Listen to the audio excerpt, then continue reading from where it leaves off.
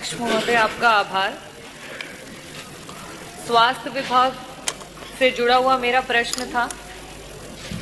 और इससे पहले भी कई बार स्वास्थ्य विभाग का प्रश्न मैंने सदन में पूछा। अध्यक्ष जी,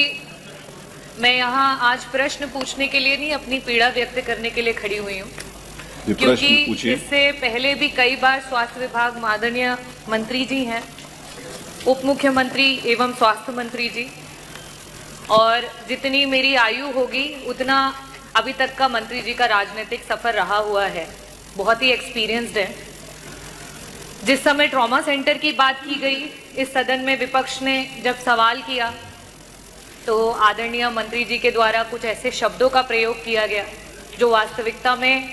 सिर्फ इस सदन की नहीं, प्रदेश की और विभाग की जो गरिमा है उसको क्षति पहुंचाता है। मैं आपका संरक्षण चाहूंगी अध्यक्ष जी। इसके बाद जब नवजात शिशुओं की मौत की बात हुई झांसी में, उस समय भी आदरणीय मंत्री जी के द्वारा नेता प्रतिपक्ष पे वार किया गया, ना कि उन बच्चों की जान कैसे गई उसका जवाब नहीं दिया गया।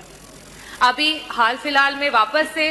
जब स्वास्थ्य विभाग पे चर्चा हो रही थी तो श्रद्धेय नेता जी पे टिप्पणी की गई, जहां उनसे रिलेटेड कोई बात नहीं थी,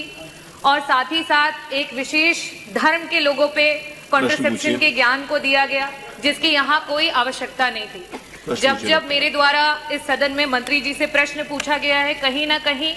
मंत्री जी आहत हो जाते हैं या उस विभाग के या उस प्रश्न के जवाब उस अनुसार या उस अनुकूल नहीं रहते हैं कि मंत्री जी के द्वारा इस तरीके की क्रियाएं सामने आती हैं। तो अध्यक्ष जी, मैं आपके सामने और इस भरे सदन के सामने यही कहना चाहूंगी कि बार बार मंत्री जी के सवालों और चर्चाओं में ही पूरे विपक्ष को जो है वेल में आना पड़ता है, और इस वजह से मैं मंत्री जी के प्रश्नकाल का बहिष्कार करती हूं और वॉकआउट करती हूं।